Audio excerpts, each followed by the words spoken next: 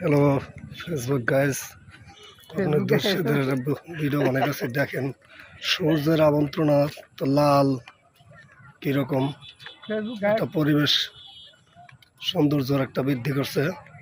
যে বিকেলের ঠান্ডা আবহাওয়ার মধ্যে আমরা হাঁটছি এবং কি দেখতেছি বিকালের পরিবেশটা অনেক সুন্দর। সেক্ষেত্রে আপনারা চাইলেও আসতে পারেন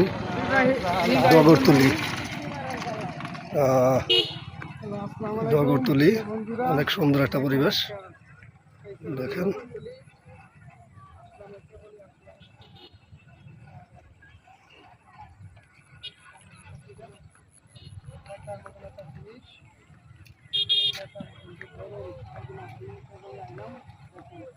সেই সুন্দর।